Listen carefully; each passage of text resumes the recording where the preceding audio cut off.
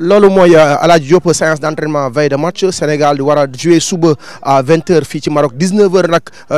heure Sénégal parce que am na 1 heure benn de décalage depuis démb ci guddi Sénégal Somalie mu nekk match boo xam ne Sénégal yi dañ koy xaar Sénégal bëgg a jël li nga xam ne mooy 3 points yi waxuma sax première place bi parce que Sénégal gagné na rek Sénégal qualifié na quart de finale waaye nag est-ce que gagné rek day doy suba est-ce que gagné pour dem jël première place bi moo war ou bien dem gagné rek qualifié parce que boo gagné rek qualifié nga déjà coupe du monde boo amee match nul qualifié nga coupe du monde mais Sénégal gëm naa ne équipe Pape Faye bi dañuy ñëw pour gagner avec la manière pour jël li nga xam ne mooy première place bi ci kaw Tunisie parce que Tunisie moo ñu ëpp li nga xam ne mooy goal average mais li may wax sànq rek gagner rek moo ñu soxal mooy jël 3 points d'abord maintenant après on peut aller chercher cette première place tout dépendra maintenant de ce que les gosses vont proposer. I've seen your players singing the national anthem every time before training. Why is it so important for them? Nous, donc c'est très important quand même d'être dans notre taureau de démarrage et aussi de chanter notre hymne national. Parce que n'oubliez pas que nous sommes des Sénégalais. Ce qui nous lie au Sénégal, au-delà de l'aspect culturel, au-delà de l'aspect ethnique, au-delà de l'aspect religieux, c'est ce qui nous lie, c'est la nation, c'est l'hymne national. Voilà la raison pour laquelle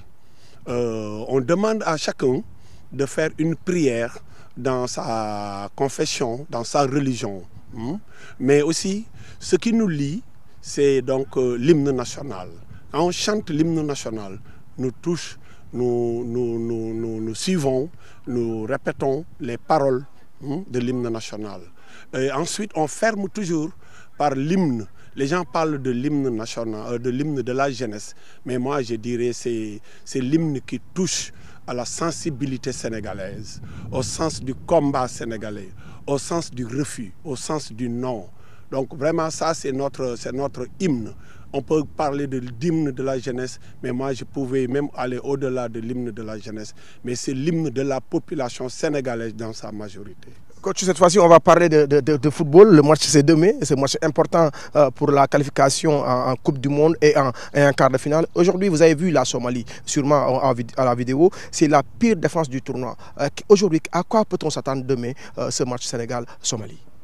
Ce n'est pas une fausse modestie quand je dis que ce que nous attendons, c'est vraiment de gagner ce match.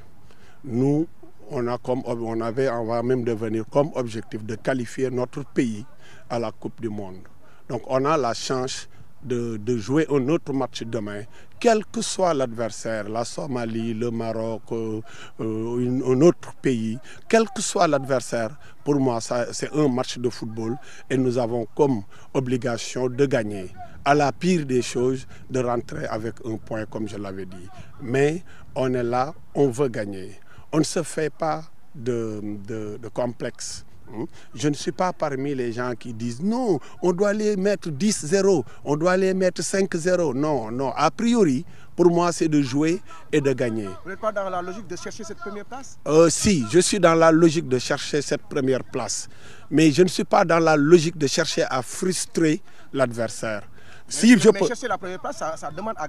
mettre plus de buts que l'équipe qui est actuellement premier. Nous sommes d'accord avec toi.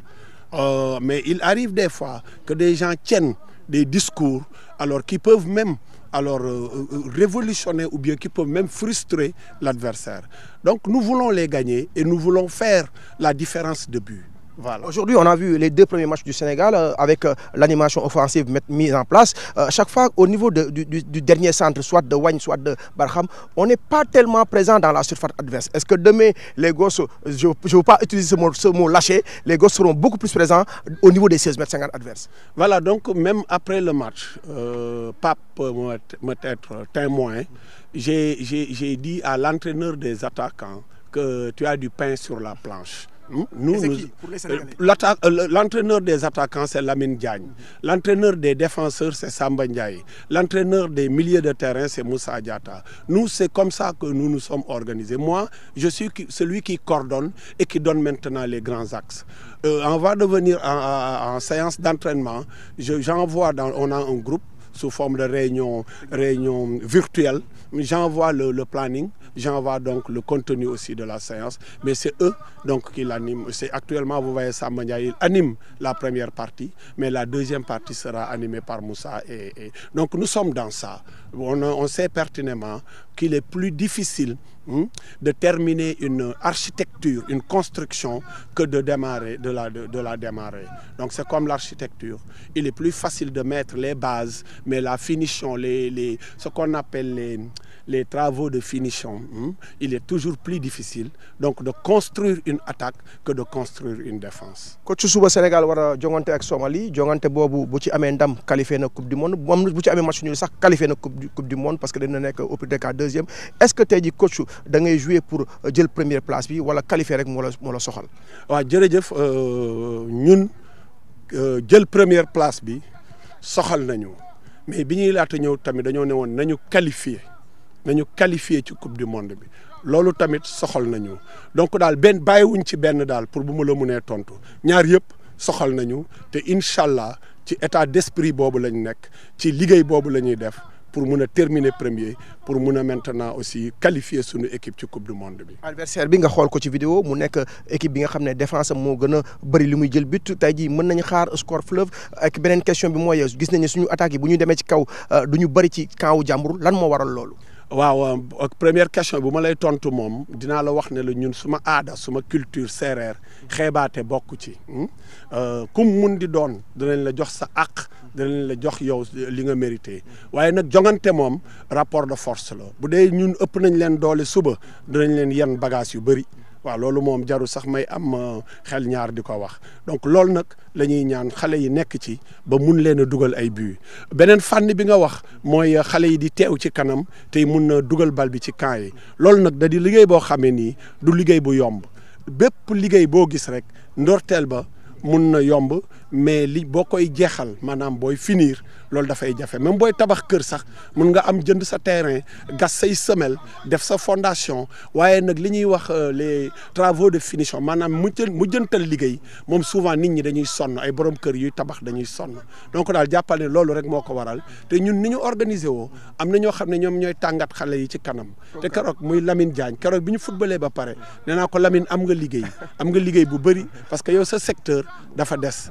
donc ki nga xam ne mooy tàngal xale yi ci gannaaw mooy Samba Ndiaye kiy tàngat xale yi ci digg bi moom mooy Moussa Diatta man nag loolu yëpp maa koy ëmb di ko coordonné mais dama bëggoon nag vraiment nga may ma lakk li ma doon aw koy ngorke mi koy o séeréer refum jaɓaame o sa o mbaalo njeereer refum kam rimtel kam saate Kaolack rimtel bayes o séeréer o yayes o séeréer o mi o sin gandum refum maxey xeɗa nuun koy nu ndam teen saax leeke ngor ke a refanga ye faal we njegu den na couper a faal we ka ndama teen a refanga ye soos we ka couper a soose we ka ndama teen a refanga ye joola ye ka couper a joola ye ka ndama teen yaaga nuun it fog we seereer maxey xeɗa nuun ndam yo teen bata sadik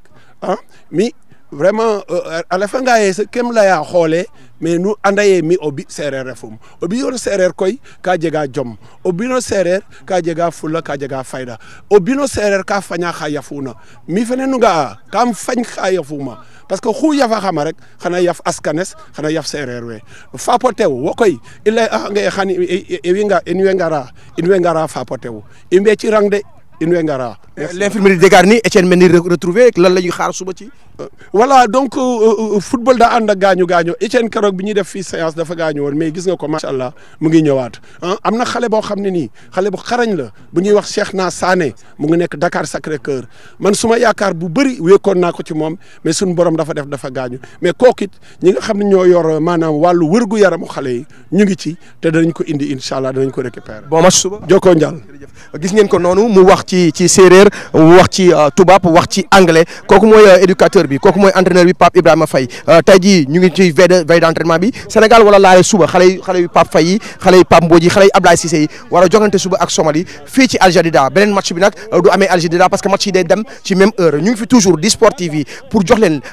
toutes les informations bi nga xam ne liées à l'équipe nationale de U17 du Sénégal tey jii gis ngeen ambiance bi nii ñoom ñëpp ñu ngi ci Cheikhna moom la coach bi doon wax mu xaw a am gaañu mais mu ne mën nañ ko récupérer lépp tey day addu rek ci ñi nga xam ne ñooy staff médical médical bi kële di daw moom mooy Etienne gis ngeen ko Etienne mi ngi daw moom aussi nee nañ moom apte na pour jouer suba tey jii ñu ngi noonu ci benn genre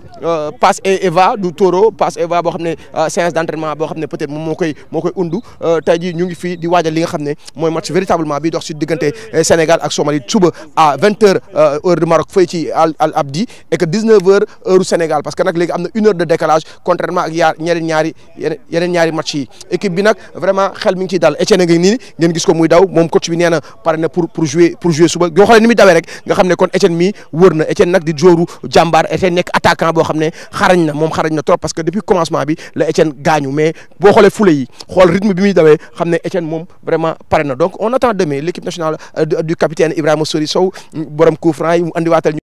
Marcel Biaye ñuy wax xale yi ñuy gën a appliqué wu di joxe bal bi ci ginnaaw Ibrahima Aïdara Barham Ndiaye xale yi ngi noonu di góorgóorlu nekk di waajal seen match bi nga xam ne moo leen di opposé demain ak ki nga xam ne mooy Somalie match boo xam ne qualificatif la nag pour la coupe du monde tey jii gis ngeen leen ñu ngi appliqué wu parce que match suba bi nag dafa laaj application match suba bi nag sénégalais yi ñu ngi koy wax dañu bëgg xale yi dugal but bi bëri wax naa ko léegi entraîneur bi dugal but yu bëri nag dafay laaj présence dans la surface adverse dugal but yu bëri day laaj aussi ñu teel a bàyyi bal bi parce que loolu moom jarul sax ngay nekk technicien entraîneur bu mag pour xam ko mooy waxtaan ak Alaaji Diop naan équipe bi sax li muy laal bal bi dafa bëri te wax na dëgg parce que équipe bi dafa war a teel a bàyyi bal bi maximum ñaari touche ñu dem ci kanam mais loolu nag entraîneurs yi xam nañ ko liggéey nañ ci ñoom nee nañ te ñoom ñu ngi waajal bu baax a suba mu war a bëri beaucoup d'appels contre appels beaucoup de mouvements beaucoup de présence dans la surface adverse pour mën a scorer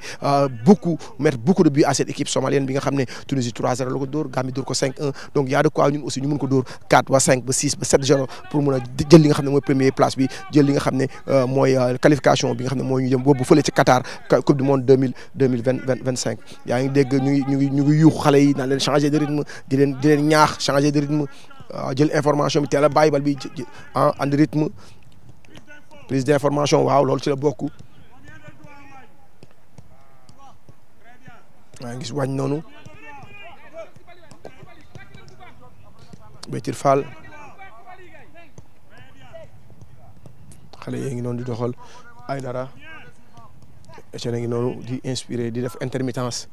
donc ñu ngi dóor ci ballon bi donc lii mooy li nga xam ne mooy séance bi nga xam ne dina mooy séance de veille de match j'y parviens bi nga xam ne day dox dugg suba ci diggante Somalie ak ki nga xam ne mooy Sénégal fii ci El Abdi à 20h heure locale et 19h GMT fële ca Dakar. Sénégal jot a joué ñaari match gagné benn bi Gambie 1-0 bii de Ibrahima Soli Sow sur coup de pied arrêté nul ak Tunisie 0 but à 0 match boo xam ne dañ ko dominé pendant tout le match utilisé 14 joueurs la ñu utilisé sur les 23 dugal benn bi encaissé guñu nekk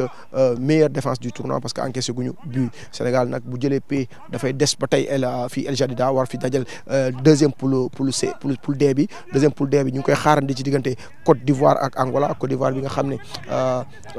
dafa nul ak Angola gagné Centrafrique Côte d'Ivoire boobu noonu Mali la war a jouer su ko Mali dóoree Angola dóor ak benn score fleuve Angola mooy daal di jàll waaye nag Côte d'Ivoire Mali match derby la mës a nekk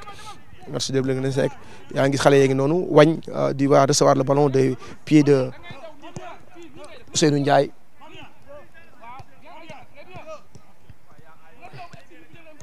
ñu ngi noonu di door ci ballon bi donc lii lañ leen andi woon ci entraînement des Lionceaux de l'équipe nationale U17 on se donne rendez-vous demain avant match au stade El Abdi jox leen li nga xam ne aussi mooy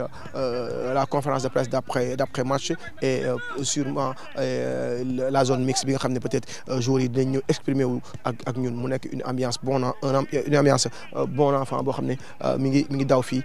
ci nga xam ne mooy terrain bi nga xam ne mooy Mazagan foot de l'autre côté yaa ngi gis gardien yi ñoom ñëpp ñu ngi entraîné Etienne Mendy Assane ak consort ak seen entraîneur Thiaré ñoom aussi ñu ngi liggéey yaa ngi dégg entraîneur bi di wax dóor leen ci ballon bi daw leen donc tey moom vraiment am nañ séance boo xam ne séance bu ludique la séance bu neex la équipe bi confiant na équipe bi pare na pour jongante ak Somalie suba pour jël li nga xam ne mooy les 3 points avec un score fleuve donc El Hadj Diop maanaam Sané lii lañ leen andi woon depuis Mazagan Foot.